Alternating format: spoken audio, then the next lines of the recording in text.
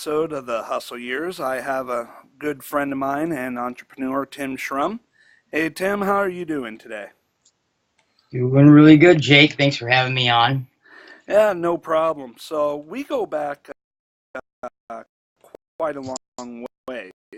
All the way back to high school. What was that? Early 2000s.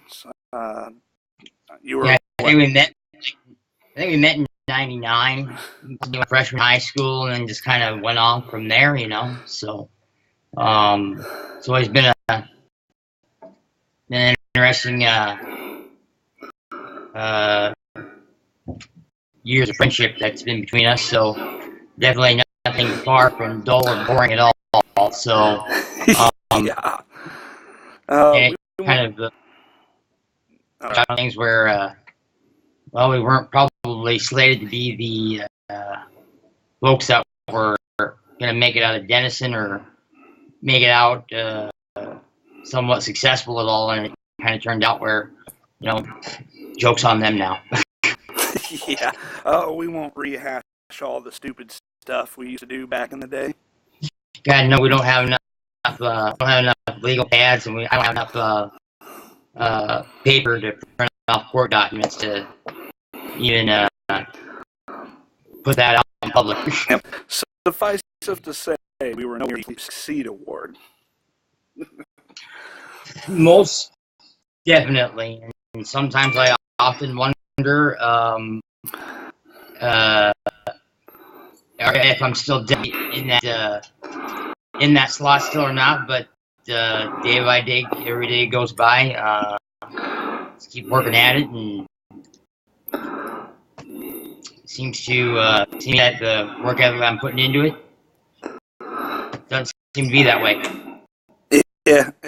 So, we're going to start getting into the background a little bit of how you got started and doing your business. And I'm sure throughout the show, you're going to tell us that once you decided to be an entrepreneur, the stars aligned, everything fell into your lap, and with an F, the customer came banging on your doorstep. Is that about right?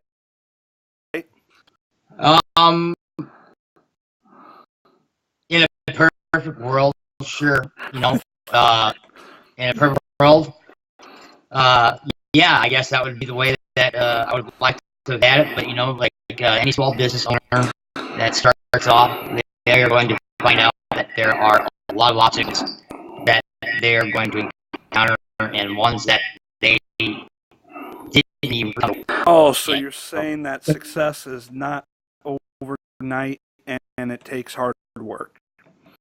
What a shock. No. Yes. Yeah. There's I tell you, I probably have gone through more legal pads and pens just from writing away on notes and chewing on pens out of stress. So definitely get my money's worth with the Staples credit card that I have for office supplies. So let's go ahead and talk about where you were just before you started your current business. What you were doing, whether you were had another business going or whether you were working as an employee somewhere else. Just kind of give us an overview of where your life was when you decided you need to start your current business. Sure. So, for some of those who may know me or that are watching or listening, I spent 10 years working in the wireless communication industry, particularly the cellular telecom field. I've worked with 2 Fortune 500 companies, one Fortune 5 with Verizon Wireless and AT&T. I worked in a lot of different avenues of the company there, at both of them actually, anywhere from the retail aspect to the small business, consumer, medium business sized customer base. And then as time progressed, I moved up into the company and got into a management position where I coached and taught and instructed a lot of the indirect retail employees, and those are the people that aren't your local mom and pop cell phone shops that aren't owned by the actual companies. They're just licensed out service the product service of the company that they're licensed to within certain means and ways that they're limited to. So they don't get the training from corporate like we do. So someone has to go and train these people and coach them, the culture, the salesmanship, and the way to be motivated to sell and overcome obstacles and objections.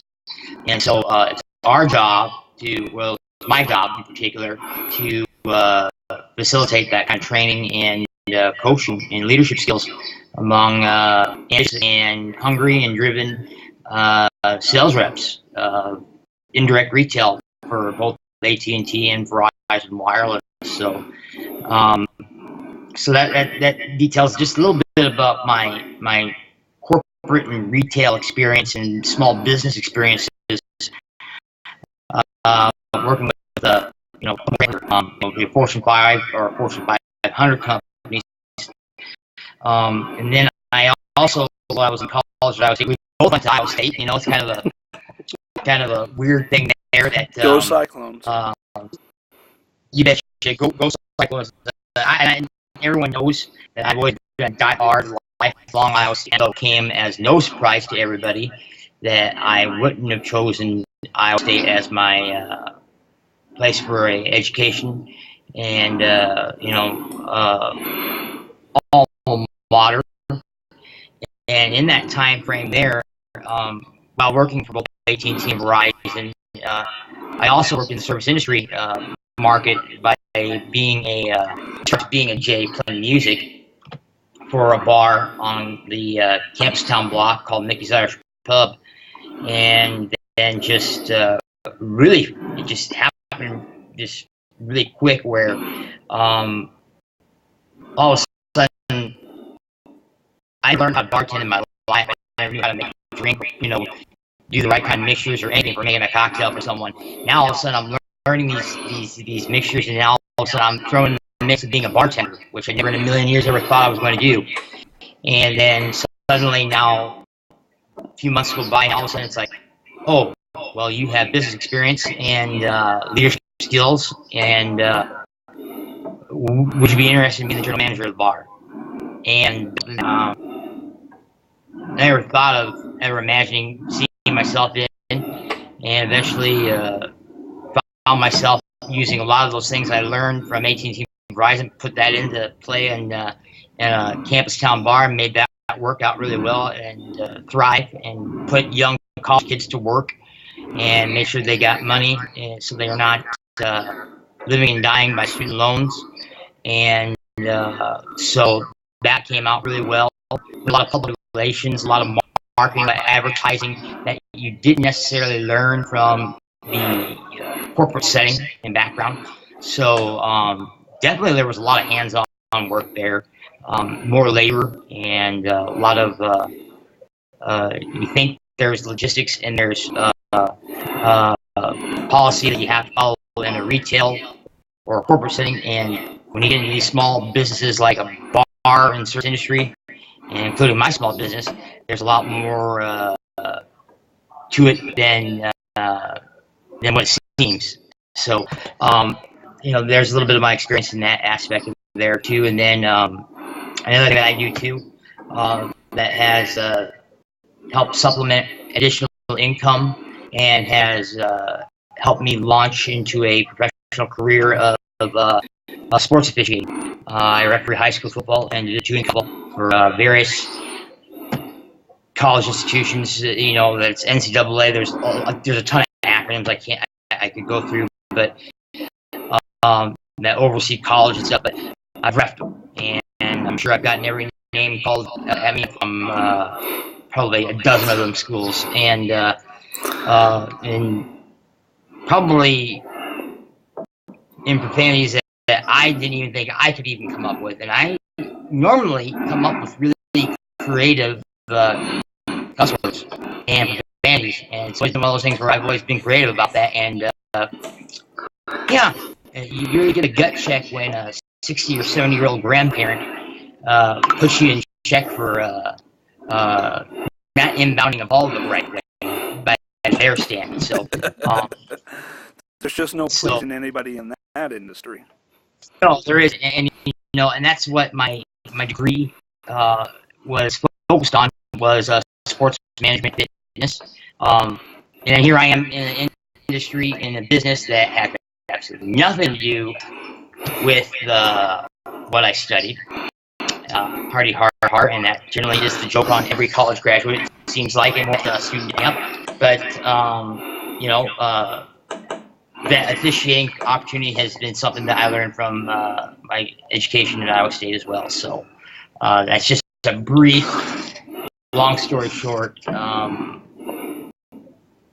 overview of what I've done so far, going into my mid-30s. Okay. Now, it's weird saying that. Oh, yeah, no kidding. And yet, we're both millennials. Yeah, and it's weird for me to even say, holy, part of my friends, but holy shit, Jake Johnson's a dad with a college degree for a financial. Yeah, working for a financial institution and then running a couple of things on the side. So, yeah, so I mean, it's one of those things where definitely one of those things where in my mid-30s, it's very bizarre to say it, where I've gone from the start to now, and it only just shows that it's going to be more interesting down the road when we hit a midlife crisis. Yeah, have a couple of kids, that midlife crisis will come a lot sooner. So, anyways, what made you think that you could start a business? What it was that a lot of people would tell me that I have the ability to be able to communicate with people in a way that everybody can understand. That was one of the things that I've had to thrive on working in retail sales. When you're commissioned, the hourly is going to be the most substantial part of your paycheck. So obviously, selling and reaching your commission goals or metrics were definitely the way to go.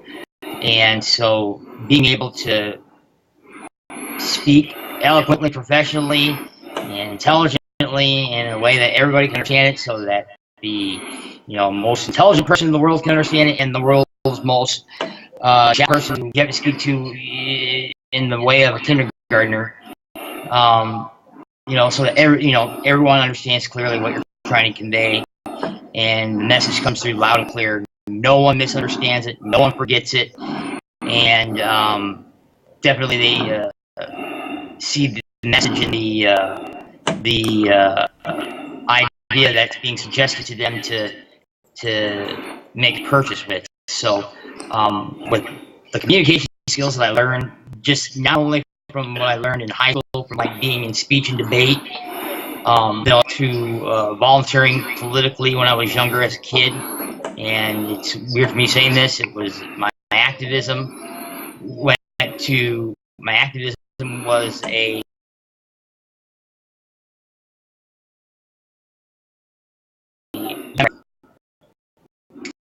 my 30s, and well, what the hell, I'm a public. And so, what's the old saying? If you're young and you're not a Democrat, you don't have a heart. If you're old and still a Democrat, you don't have a brain. Isn't that the old saying? That's all the old adage is, and that's the thing is that, that volunteer work there alone, that gave me opportunities to meet people like Al Gore, Hillary Clinton. I know Hillary, but I mean, even though they were not exactly, what I see as my political platform now, but it's still, an amazing opportunity to meet, people who have shaped and formed, whether it is and was for good and bad reasons. Those things, along with my experience in learning how to sell and engage in working with customers and working with all different kinds of characters and all different kinds of demographics and incomes and the whole socioeconomic backgrounds that people have. That has given me that ability to put together an idea that I can use those skills along with the technology field, along with the experiences that I had in the service industry, to figure out ways to save customers money and better educate the customer in making purchases, and being able to get exactly what they want and not feel like they were robbed. That was something that I developed in my own mind. But it goes without saying that I started thinking about that in 2010. So, and when Obama's did you, still. and when did you open your first term? Obama was still in his first term then when I started thinking about this. And then I'm still working in the bar, and then I'm, at this point, going down the road in the year 2012, I start putting together the business plan, or the business proposal. That's one of the very first steps that you definitely want to get started with when you start a business, so that you know what it is that you're doing, what you're offering, and that you don't deviate from it, because those are your bedrock principles of why you're a business to begin with. And so, 2012 goes, and now here I'm in 2014, and I think at this point, okay, it's safe to into the entrepreneurship arena of being a small business owner, and following every step of the way of what I set in stone with my business plan and with my goals that I had set. So that was one of those things that I took into a lot of consideration to putting a business into play. The communication skill of being a huge thing, always and being aware of the market too. I've always been tuned into technology and tech gadget stuff. I'm a nerd, glorified nerd. Okay. Oh, I remember back in high school, you were the first of my friends to have their own laptop versus a desktop, and you're always upgrading technologies. You've gone through a million phones. Though now it's funny that now that you mentioned going through a million phones, when I worked with those companies, well, that was one of the better perks and benefits, was that you got 2 free phones with AT&T with unlimited this, unlimited that, so you could definitely be in the know-how of what's going on in the industry, of what's being offered, and how it can be used, and how it's going to change and shape the way that we do things in life. And considering how much phones are now, and that you almost practically have to finance them like a car payment, I haven't gone through that many phones as of late. Let's just put it that way. But in the technology aspect of things, no, yeah, the computers, anything that supports it, supplements it, that makes it better and efficient, then yeah, absolutely. So it doesn't exactly have to be a piece of hardware or software. Sometimes it's just small twerks that you just enter in with a couple of keystrokes of the keyboard, and then all of a sudden now you have a complete 180 in what you're doing now. So, okay. But now, that's been my thing. Okay.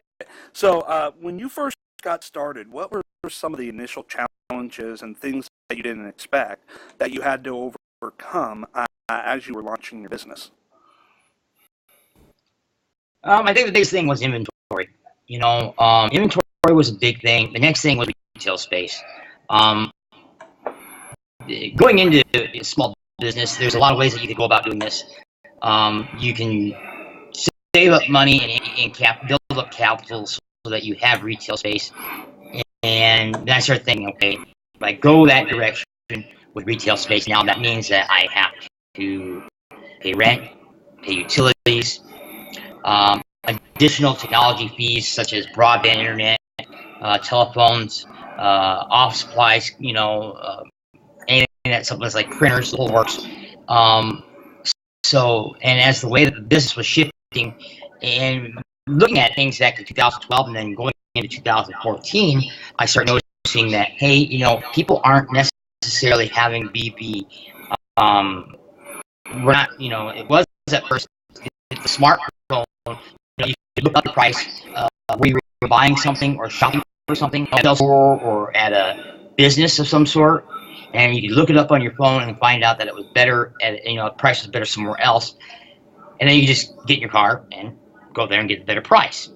Well, in this situation here was where, and now you see it now today, the way that business is being done and how, some businesses are being shut down because of it. Good example, Best Buy, they're losing, stores, they're shutting down. There's, Radio Shack's another big victim of this kind of business practice is the online ordering that people do. Amazon being one big influences, and why I went in the direction I did was that, okay, I don't necessarily have to have a retail space set up to do this. It means I don't have to, I can cut all my costs almost, in a big fraction of sense to not pay for, utilities, technology fees, and everything like that when I have a, home office where I'm living and I can conduct my business that way, and then just pay the, kill two birds with one stone, pay those kind of fees and costs that I already am, paying for my cost of living.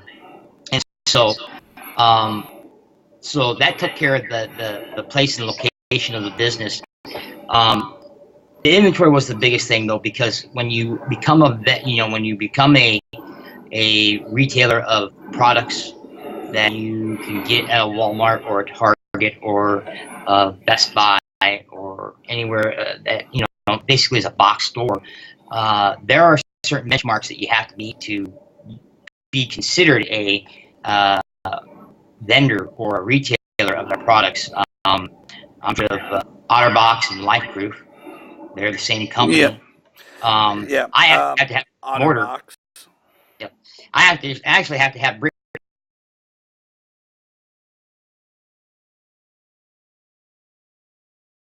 and mortar. But I don't know what wholesale that I go to products I can resell AT&T prepaid products, and all I got to do is sign a form, and that's it. Don't have to have brick and mortar. So, and they sell some of the Apple products. They sell all sorts of items that go from household to construction to appliances to technology. You name it. I could probably find you a toaster that you've been wanting all your life, just along with my catalog. But I may not be able to do that because I don't have the parameters of the small business to sell a Procter & Silex. So let me ask you this: huge challenges. I think one of the biggest ones, and then the next thing was advertising. Advertising is the biggest challenge too. All right. Before we go into the advertising, let's talk about how you were able to find and source the initial products.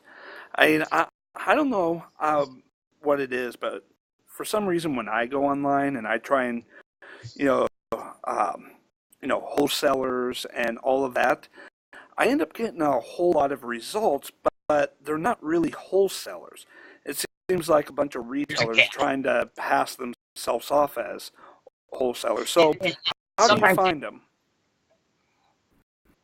Well, the best way to do this, where it explain it to you, and the best way possible here is one, have a lot of time on your hands. Okay. Two, this is Diet Pepsi. It's a caffeinated beverage. I buy it in bulk. The next thing would be a coffee maker. definitely don't get the Keurig thing, because it's not going to that's definitely not going to be the most productive way of being attentive and awake when using all these hours of researching. So buy a good coffee maker that can make multiple cups in one setting. So lots of coffee, lots of caffeine, a little bit of the nicotine too to keep you going, and the time to research these companies. The biggest thing is that folks will look into vendors, wholesalers, so that they can retail their products and stuff for their business. Some people just read the text that's just there and they just leave it at. Now, my thing was that if I wanted something that bad enough and I wanted an answer for it, well, I'm going to give them a call. If they got a phone number, I'm calling them. I'm going to talk to them. And when I found my perfect group of people to do my wholesale, that were my wholesalers, I picked up the phone, called them up. They put me in with an actual sales rep or an account representative or account executive that would specifically oversee everything that I do, as far as my purchasing and ways for them to get more out of me, to buy from them. And so that was a really good indication right there, was that I had a dedicated account representative that would, cater to specific needs for promotions, for advertising, for merchandising if I needed it, and special pricing or special shipping and stuff like that. So that's one of those big things there, is that finding yourself getting in touch with someone face to face over the face to face or over the telephone, or just by old-fashioned email, and getting the details about exactly what it is the commitment is to, that you're expected to, and what they're expected to. And if you got someone that's dedicated there to, answer the questions and not only meet your needs, but also meet their company's needs, then you got a good idea of who you're working with, and then you have a better idea that, these people aren't here to, give you a reach around per se, and not blow smoke up your butt. So, and then when I looked at the product and went through the catalog, hey, this is a legitimate product, legitimate stock, legitimate stuff that I go and buy every day, or what we buy on a daily basis or weekly or monthly or whatever, ranging from electronics to office supplies to tools, the whole works. These are things that we use in our everyday life. And when I saw that product and saw what they were telling me in, setting the expectation right, then I knew exactly this is the right kind of wholesaler or drop shipper or vendor to go through. Now, that did take time, though, for me to figure that out, though. I had to weed through a lot of it. Okay, and then a follow-up question that I have is, I've heard about this practice, and I was wondering if this was your experience, where some wholesalers and some manufacturers, they have their stuff listed in such a way as to try and weed out people who are legitimate smart business owners and those who are, don't really have a clue what they're doing and wouldn't be successful long run. And so I was wondering if that has been your experience, where how they have things listed on the website when you're doing the initial, when you're doing the initial research. Have you seen that there's a big difference between how it's listed on the website and what's listed when you call, in order to weed out the real people? There is. What the price that you're when I've noticed through drop shippers or vendors or wholesalers that I go through, that I'm in current existing business with, or have in past, or potential that I'm researching or looking up about to partner with. I do see two different prices. Now, those prices can be very deceiving to someone that isn't aware of exactly what they're getting themselves into, about what they're paying for, and what the cost is. Now, this is one thing that I noticed, like through particularly the company that I go with, and the one I speak very fondly of, and the one that has a vast majority of everyday products that you would see at a Walmart or a Target or a Best Buy or Home Depot or even Menards, is a company called Petra, that's based out of Oklahoma.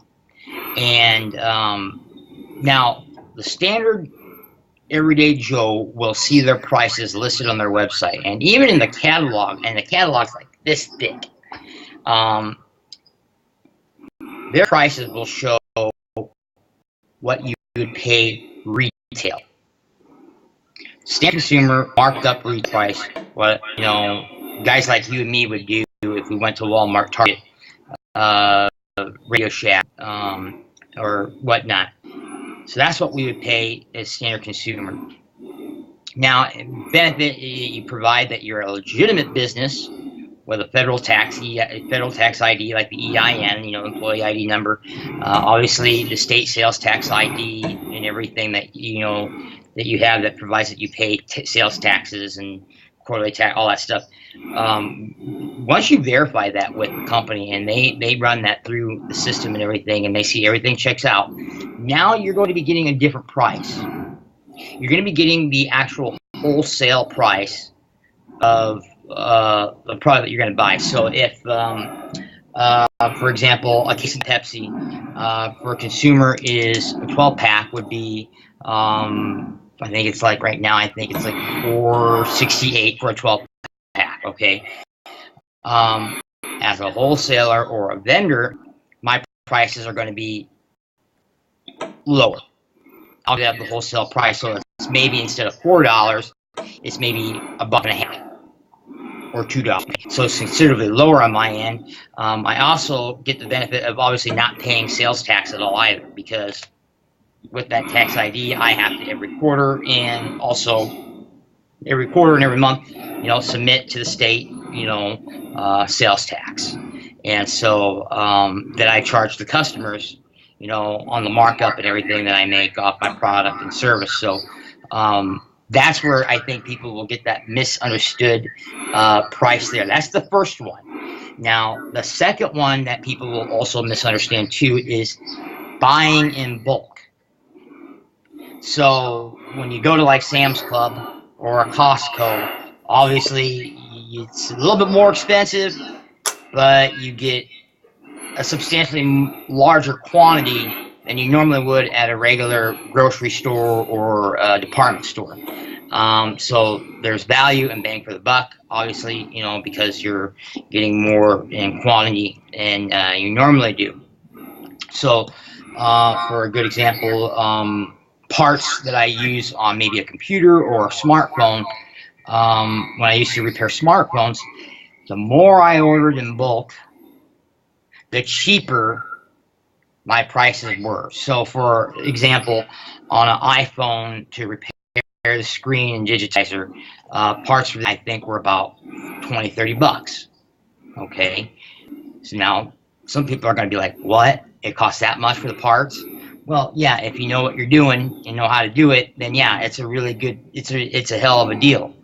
But then it's not such a great deal when you screw it up and you made a bigger dent and debt on a phone than you initially started off to. So, so yeah, the price on those are extremely cheap per item if you're a licensed business and everything, but they can get even cheaper or lower in price, if I buy more of them. So when we have an iPhone epidemic come out, when another iPhone comes out, the best idea is buy in bulk.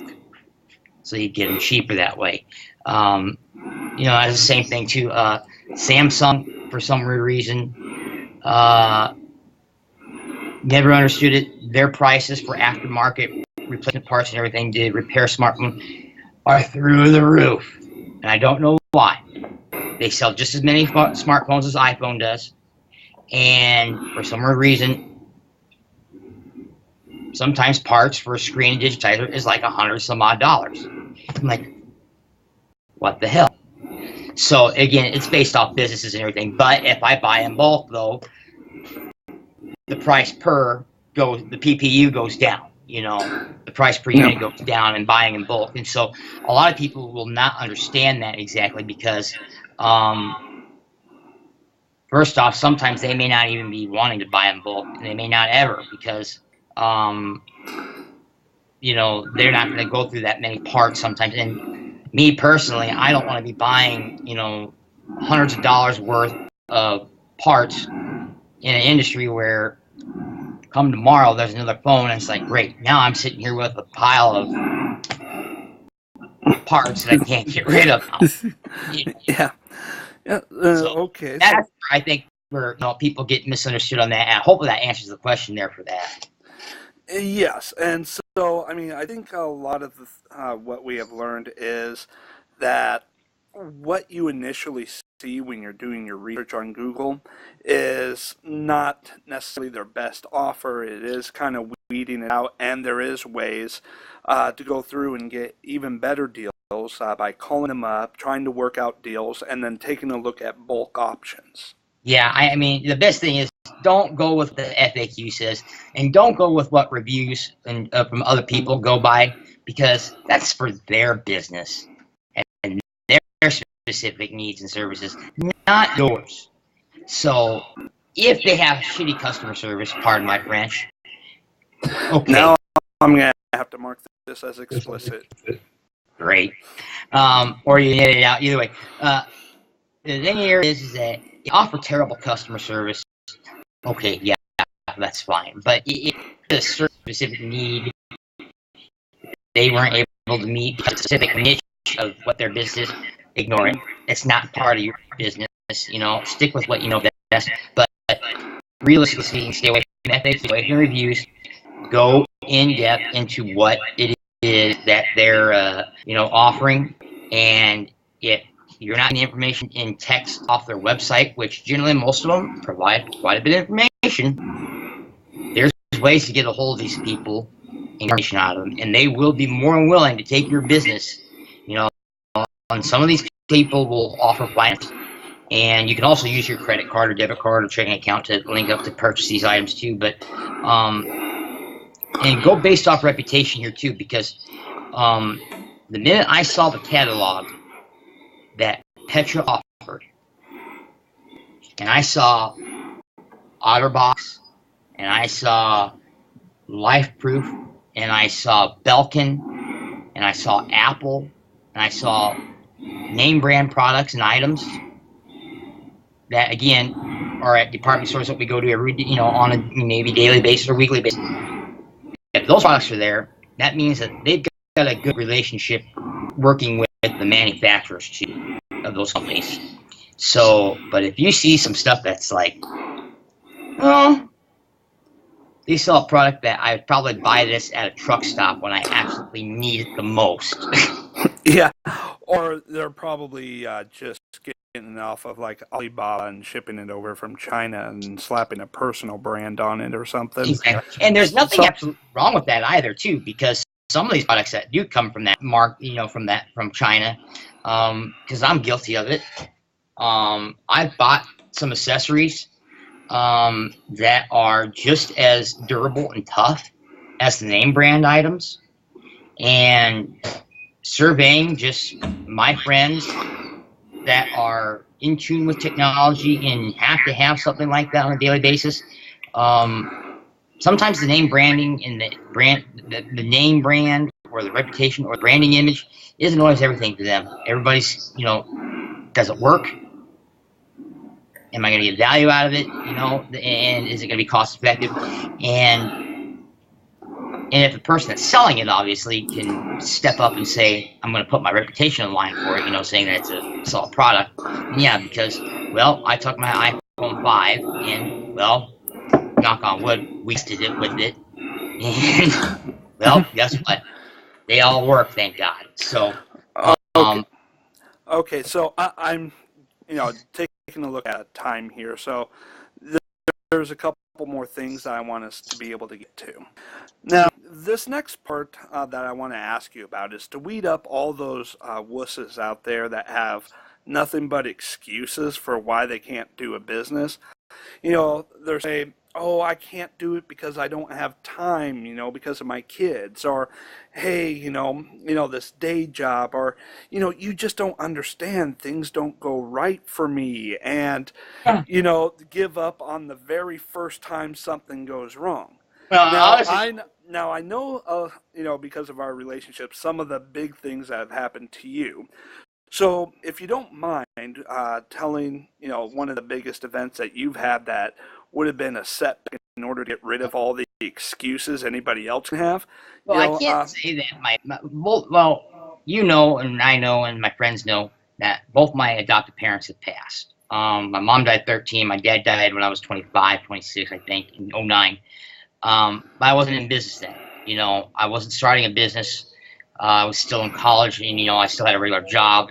And all I was thinking about then was, whose number am I going to get from the next chick I run into, at a bar or something. Those weren't, priorities back then, and priorities now are a little bit different, obviously. But the thing about it is, though, is that the biggest obstacle I had was last year when I had a stroke and a brain tumor. And the funny thing about it is that the business was already running. The business started in 2014 on, actually it started New Year's Eve of 2014 is when all the paperwork got sent to me and when it became an official and operating business then. And then moving down the road, though, going into 2016 of last year, going into February and March, yeah, I suffered a stroke in my bathroom, and then subsequently had a brain tumor and had to have it surgically removed. And now I've got like a stapled line head here, and had to go on chemotherapy and everything. And again, the business was still running. So at this point, I'm still a one-man show. I operate by myself. And that's by my own choice. And that's how, my business is to sustain, at the present. And so there was a good solid, we're going from the part of February all the way up until about roughly May or June. No business whatsoever for repairs or IT services that I offer for businesses or consumers. I was doing smartphone repairs then. And not only to mention that, I was selling pre-owned equipment and whatnot from my vendors and wholesalers. So there was a little business going through when it came to maybe the accessories and equipment and stuff like that. But the biggest bulk of my business is cellular repeaters, which is a signal booster to help improve cell reception in buildings and vehicles when you can't get it the most. I'm not out there making sales calls. I'm not out there checking in on my customers and clients. And I'm not able to also make sales or install the equipment or service. Now, obviously, my customers were completely understanding, and if I wouldn't have treated them any better than I already have, then they may have bolted and gone somewhere else. But they sat and, they were willing to wait, and I thank my customers for that kind of loyalty. But you dang right, it was a major concern because it is my livelihood. It's the only way I'm making money. And now I'm sitting here with almost a $90,000 hospital bill, and trying to figure out, what do I do now? And how do I get the business going? And I could say, yeah, and most people would say that it'd be very easy to cite the tumor and stroke as a serious reason why one would want to, use it as an excuse per se. To just give up and go get a 9 to 5 because 9 to 5 is secure. And see, and that's the thing is that even with the injury that I sustained, even with a 9 to 5, there was going to be its limitations that I'd be allowed to have. Whereas opposed when I was not with a tumor and a stroke, I could push my mental capacity as far as I possibly could, and physically, exert myself more than I probably should. So the biggest thing here is that there was limitations into getting back into it and everything, and so I'm like, if I'm going to have limited to what I'm going to be doing on a 9-to-5 job, and I'm going to be making, barely minimum wage, or an income that I can't make to afford cost of living, then there should be no reason why I should stop doing what I'm doing as far as my business is concerned. It's been my dream, and I have the support of a lot of my friends and professional references in my network. So why stop? Because it's the same way that you're going to limit yourself to is if you're going to start your own business. It's like, okay, things aren't going good, and you the woe is me, kids or whatever. Okay, well, you're still going to have kids. You're still going to have those issues still. But you're going to have it with a 9-to-5 job, making minimum wage with terrible benefits. Okay, and you could really open the potential in your own business and make a good profit. Okay, so those of you who are watching this, or if you're listening to the audio version of this, let this be a lesson. Even if you do end up with a brain tumor and a lot of surgery, that's still not an excuse. Okay, so now let me add one more thing. And after I got done with my tumor and surgery and everything, when I got released to go back home, Central Committee for Republican Party with caucuses and everything were just happening. That didn't even stop me from even doing that. I walked in with staples and everything in my head, and still didn't stop me from doing that either. So, and I'm sure the doctors were horrified, considering they probably just told you to take it easy. Yeah, and but it was my valiant attempt to try to stop Trump from where he wanted to go and get my guy in instead. But nonetheless, yeah. I mean, we were going for the same party. We were just going for different people. I mean, I wasn't going for Trump. I believe you were a Rand Paul guy, and I was a Ted Cruz guy. I told the people in the Central Committee that brain tumor, stroke, staples, surgery, chemotherapy, nothing's going to stop me from putting my voice in to get everybody to maybe put delegates into someone else's pocket, and one that we just did. So yes, so that we're going through, we've talked about before you started business, the initial challenges and sourcing of the product, what you didn't know. What did you do for marketing when you first got started? Because there is a little bit here between social media marketing, going all in on that, versus some traditional marketing versus a combination of the two. Sure. What did you find as being most effective when you were starting up your business, and what do you find most effective today? Well, the social media thing has really changed things quite a bit now, where it used to be where you just advertised on social media and people would just, door swings would happen. Product was getting, pushed out, and when they would reference it in their research, like when they would do polls or surveys, they're finding out that people are responding to the online advertising through social media. But now it's changed so differently now, where you can start ordering things off social media, right from the source. Facebook, that's the biggest one. Twitter's not set up like that, and it's not really much of a it's not a architect program to do something like that. Facebook definitely is, where you could set up your own point of sale, your own online inventory, and and your merchandise all in one page, and then at the same time turn the advertising wheels.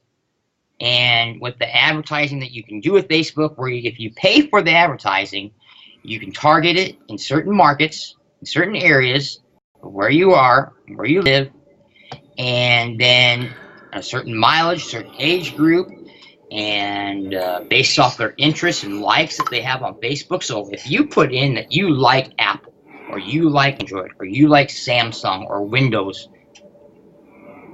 I can go ahead and, and manipulate an advertising campaign with my business and everything, and then strategically launch that campaign on social media, and it's going to get delivered specifically to people who have listed those certain interests and likes and buying purchases in their past.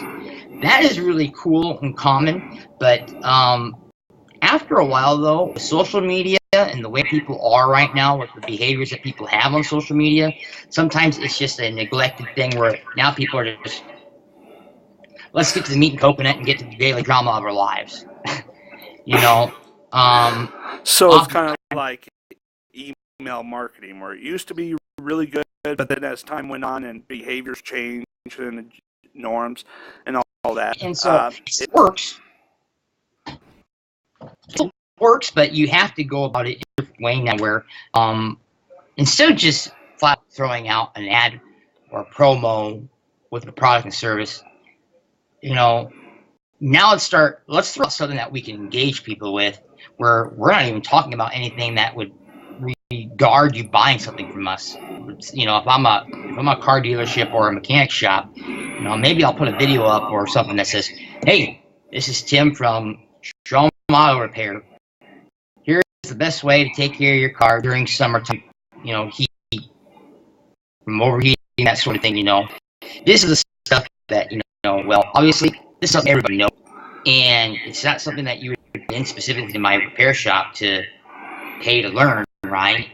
But doing those certain things, it's going to help you keep, better longevity of your vehicle or something, and that will keep that will win people's hearts and minds over, and they'll say, well, they're going to go back over to me and do stuff like that because of the useful information they got. And so things like that are shaping differently in social media, on advertising there. I still do print advertising too, in small-time newspaper areas too, because the business is called Rural Specialties. We appeal to the rural community and the rural market, so not everybody is going to be tuned in to the technological side of things, and we got to go with the old-fashioned approach. We can still do, I have done the direct mailers, but again, I'm just adding a junk mail sometimes.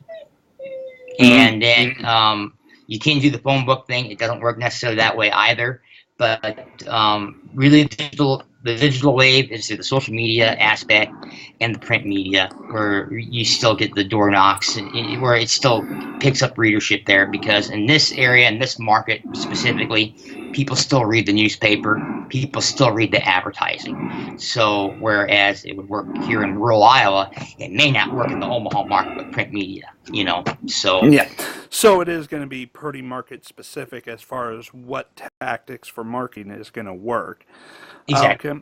And then what you were saying about how social media advertising was working for you, what you're saying is everyone's already tired and over of the buy this now, hey, this is great, please click here to buy. Instead, they're looking for people to show more and more that they care, and that the benefit of Facebook is you throw out an ad, you maybe do something that's not so much of a sell, but, just kind of a hi, get to know you, provide a little value. They click on the ad, and boom, right there on Facebook, they can like your page and shop right there for your products. Exactly. And that's the next thing too, though, is that social media does it, it's great for the standard consumer. But if I'm going for that minimum, that I'm that small, medium, or large business, social media is not going to be my way of trying to reach out to these guys specifically and advertise to them my products and services. Because, again, these people are going to need specific wants and needs, and it's kind of vanilla for the standard consumer for the most part, But I would say that, with these business owners, it doesn't work that way. The direct email flyer sometimes still work, because business owners still utilize email. The next thing is the good old-fashioned pay for leads. That's something that people don't hear a whole lot about these days. Pay for leads. That means that there are people that are going to give you information and statistics and factual information about people that are actually interested and in need of a product or service that would benefit from you. That means that gives you the opportunity to come up with custom advertising and campaigns where you send stuff in the mail directly that way. And some people have gone with a customized touch, and hey, there's a gift certificate to Jimmy John's or something, gift basket of some sort. There are people that do that. The next thing is the customary phone call, and not necessarily the most greatest thing. We both work telemarketing, and both know. Boy, don't remind me. We know that the cold calls aren't exactly the greatest thing to do, but again, cold calls do work as well, because again, we're narrowing down on a specific key thing that's going to specifically help a business out. We're not selling something that's a generic thing that everybody needs, and everybody, that's a commodity. That's a commodity like insurance or magazine subscriptions or a warranty program, for the refrigerator, Okay. And so those things do work, and then going in there saying, "Hey, how you doing? I'm Tim from Real Specialties." Just going in and doing that meet and greet that way. Okay. I just did want to follow up on two things here. All right. Now, I know I was like, don't remind me about our days in telemarketing, but do you really tell? Yes, I tell. They close down, go figure. But the new Walgreens. Yeah.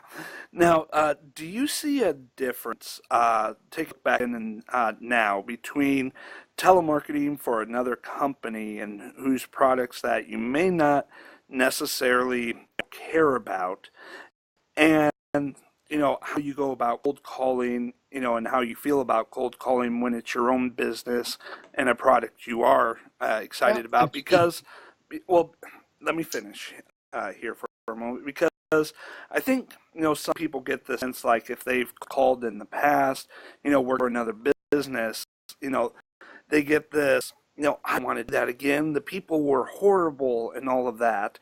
And so I wanted to see if you could point out the difference from your experience doing that for another business versus, what it's like when you're doing it for yourself in your own business. Well, the internet again and the smartphone has really changed the way that things have gone about this now, like loyalty rewards kind of thing, ways to save money. Now all of a sudden, if you just sign up, now you get this notification, hey, you can save money doing this now. And it's like, pull your phone and then kaboom, you're done, My insurance company for my car does that, It's like, oh, okay. Where it used to be, you might get a phone call, A good example is like if I buy pizzas from the same pizza company or guy, and it's always the same pizza and, always same price and everything, and they deliver it, the same way and everything. And then you get a phone call from the guys, hey, it's Jake Langholtz from Pizza Hut in Denison.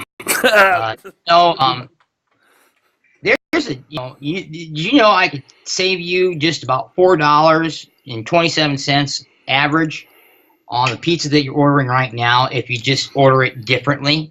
I'm like, what's the catch on it? Well, there's no catch. You just got to order it this way instead, and you'll actually save money that way. And you'll still get the same pizza, made the same way, and delivered to you at the same time, fresh, piping hot. Jeez. I wish people would do that for me more often. Never happens. So one of those things that we did do working at AT&T and Verizon, we did cold call our customers. We saw that, again, we got specific information and statistics about customers. And it's one of those things where you can't share, obviously, but it's like, okay, this customer averages so much in overage fees because they're talking too much, or they're messaging too much, or they're using too much data. So, well, here's an opportunity here for you to make money because you can make an upsell and commission by selling them a better plan, and then at the same time save money. So I'm calling you up, Jake, and say, hey, Jake, it's Tim from AT&T. Say, noticed on your bill last few months here lately, you've been going over a lot of data lately. You've been quite busy as of late, with business or something. And, of course, the general, yeah, business, blah, blah, blah, blah. I'm like, well, hey, I don't want to take too much time because I know you're busy and you're telling me you got kids and you got the business. If you want to, you can change your rate plan right now, no cost for no contract extension, no nothing. Everything stays the same. You just get more data so that you don't pay the overage fees that you're paying for. And in hindsight, you'll be saving about $25 if you go to this plan instead of doing what you're doing. How would you like to do that? And most people are like, yeah, let's go ahead and do it. I don't want to be paying that per much. So there's a lot of different ways of how that cold calling and that telemarketing aspect does happen. There are some definite perks of it, because you know that when you're going into it, you're definitely offering them something that's going to help them, and it's clearly visible that they need it. But there too, though, where you have one with a head and full head of steam and your head straight on your shoulders, knowing that this cold call is going to be suggestive, and you might tick someone off, but and that's the way, again, that's the way that some of these businesses are set up to be somewhat more aggressive, passive aggressive than others. So. Okay. And just for the audience here, I know he used my first name, but the last name Langholtz, that is another person that we know. I bring that up because as being friends with, I met him through you. Yeah, and so yes, growing up, there was another person. We shared the same first name and had different last name. Free pizza. Yeah, pizza. That he really hooked you with free pizza, so, and that drove like a maniac. Okay. Oh yeah. I remember there were times driving around with him that I was wondering if I was going to survive. NASCAR driver, the small little 4-door Dodge sedan, I'm like thinking that we're in the Indy 500. Yeah, and that little clown car that he had. Good times.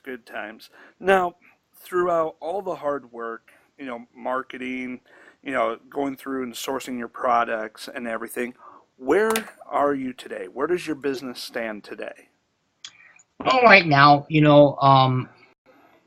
it's self-sufficient to where I am able to pay my bills, feed myself, clothe myself, be able to, basically I'm able to pay for my cost of living at this point. And there is profit to grow still too, where I'm taking that additional profit that I make and anything that I get back from the government ever goes into a special market checking or a market savings account that would be utilized in future company purchases or for a big rainy day, for emergency uses and stuff.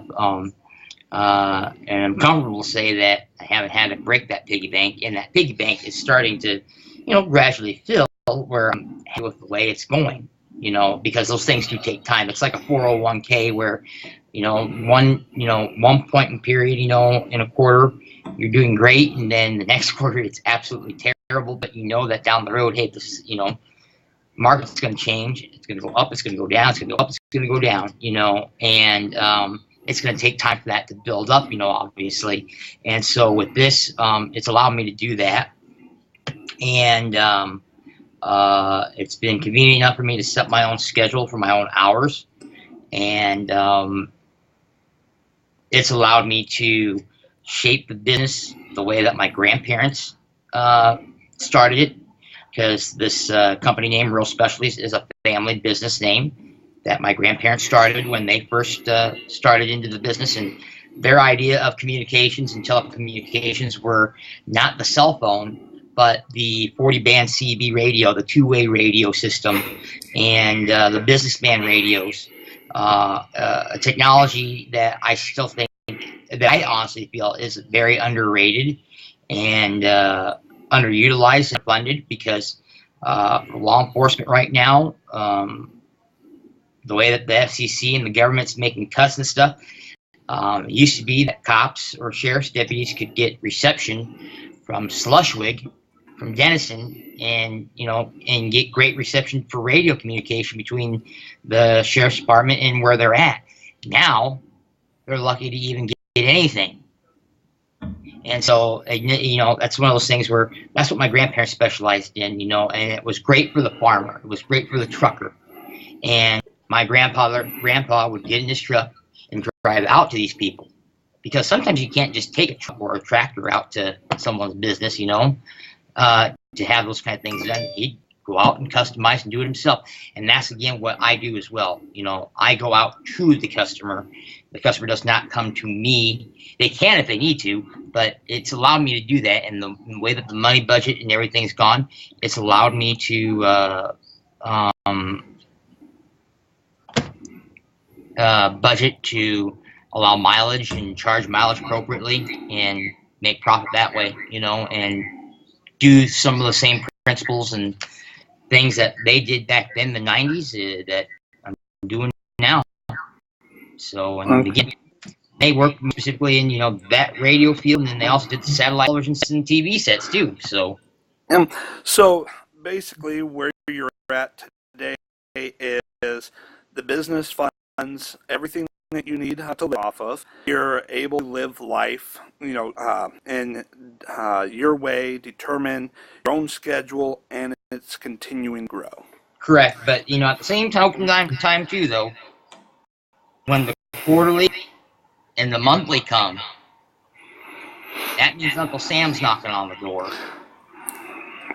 And so, did you become a Republican before or after you started a business and had to pay taxes? I actually became a Republican before the business got started, because when I'm working for AT&T and I got my first tax return in 07 or something like that, and I saw what I got, I said, holy crap. My boss said, welcome to the Republican Party, Tim. And then at that point, I remember I crusaded to get you off the Democratic Kool-Aid and bring it to the light side.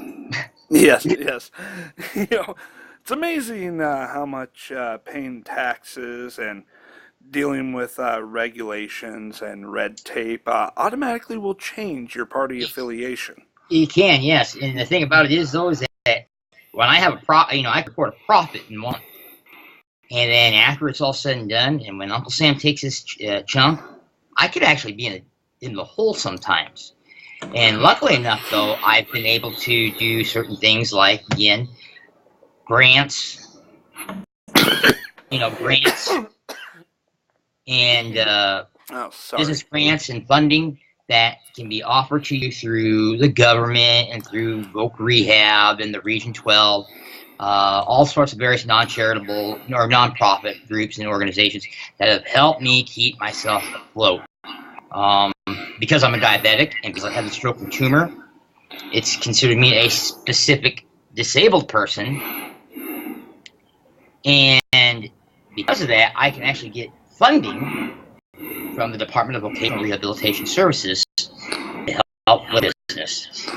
And so there are a lot of good programs there, and that's what's helped me build the business up to where, I can say that cost of living is taken care of and stuff like that, because the disbursements of some of these funds and grants I get come out maybe on a monthly or quarterly basis. And and trust me, I've got notebooks like this filled with information about everything that I'm applying to for grants and funding of all sorts.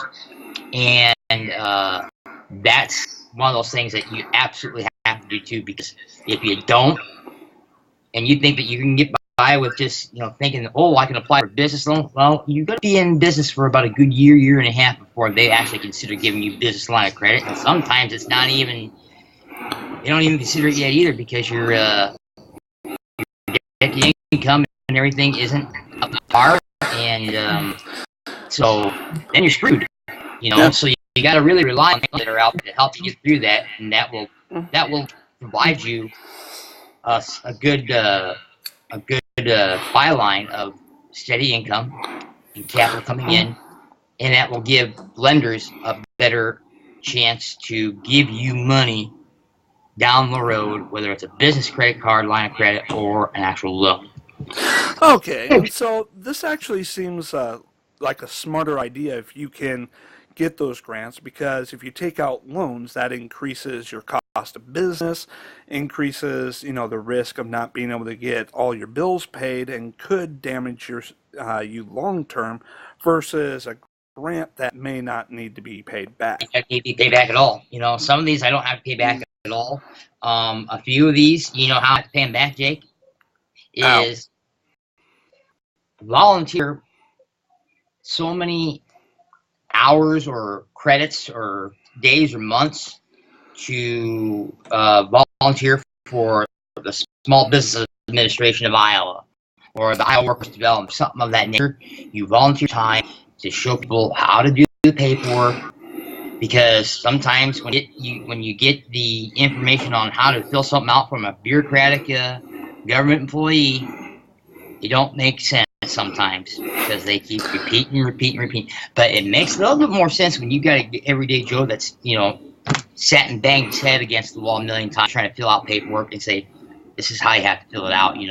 That stuff, it helps pay some of that stuff off. And then another thing is, like this year example, the Iowa State Fair, they'll have a tent for the Rural Broadband and Communications Alliance, making broadband and internet and high-speed internet available to people who live out in the country in the rural areas, more available. And so what it is that I go out there in the booth and advocate, the organizations, initiatives, and mission to help enrich rural Iowa with the internet. So creative ways to do that. So, and some of you don't have to take it at all. Okay. One last thing here as we wrap up. All right, and I do want to thank you for coming on to the show. If people want to get a hold of you, check what you have, shop your store, and get in touch with you or learn more about you, what are the best ways for them to connect? Well, right now, it's going to be Facebook's our Facebook site. It's going to be facebook.com/rural specialties. That's the best place to go to right now. The website itself right now is down because we have websites. If you have your own personal website for business, and if you do any kind of commerce of any kind through electronic check or debit or credit cards, security has to be beefed up just a tad bit more. And with the cyber security risk and cyber terrorism and identity theft and everything that's been going on, we've been, it's for the business insurance purposes, it's been encouraged that we beef up the security features and settings and parameters for customers who come through and purchase anything online. And so that's the biggest thing that we have to improve there. And so right now the website's down currently, but the Facebook website's the best way to go. Emailing me too is another great way of doing that. And actually I'll just, Jake, I'm sure you can probably provide this to everybody, but I'll send this to you right now over Skype, and you can broadcast it that way. It's ts9530@me.com. Okay, I'll put that in the show notes. And so I just sent it to you right now. And then another thing, too, is just giving me a phone call. Again, the way that this is set up here is we are mom and pop. Even though there is no mom and there is no pop, it's just one crazy Asian guy that's running the show. And don't forget your dog. I mean, that's an important business partner. He's laying next to he's the second man in command here, obviously. So kind of like the company spokesperson, uh, but mom and pop really where it boils down to it. Want to kind of give that old traveling salesman culture another run for it again, where I'm not knocking on your door and everything, but we're going to bring some of those classic principles and bedrock foundations back to where we focus on the customer, on their wants and needs, and not spread them out wide and thin on stuff they don't necessarily need. Educate them to make better choices on purchases and stuff to save money, and then at the same token time though too, you know, offer a good product and service too that they can choose from, and you know, not have to be we can be a technologically savvy company and business, but we don't have to rely on all the technology in the world to rely on it to make it run. So, Okay. Well, thank you for being on the show. We greatly appreciate it. All right. yeah, Have I'm a good looking, one. I'm looking forward to it, and I'm pretty sure, if we have a few more of these engagements, I probably got more crazy crap to throw out there that people don't necessarily need to know, or probably would think that, well, at least I'm not that stupid, because one thing that comes to mind is our Blair Witch Project environment video. Oh God, don't even bring that up. I mean, that was That also involved what a lot of pro wrestling, that was and what pro wrestling too. yeah, Wrestling freshman sophomore impersonations and year. wrestling impersonations, Blair Witch Project stuff. Someone sitting on a car hood driving down a, I think it was a pasture in the middle of the Don't night. say it. Don't say it. Don't say it. And so it wasn't your car. I think it was Joe Beeson's car, actually. His big Yeah, boat. yeah. I'm talking about the comment that was made while that was going on. We'll save stories of our youth for a different show. All right, Yeah, so for sure. But it was called global. What was it? Global Perspectives. yeah, part of the So indoctrination. it has a little bit of a tie into somewhat of a discussion with you know the topic of your podcast. Yeah. All right. Well, thank you for being on the show.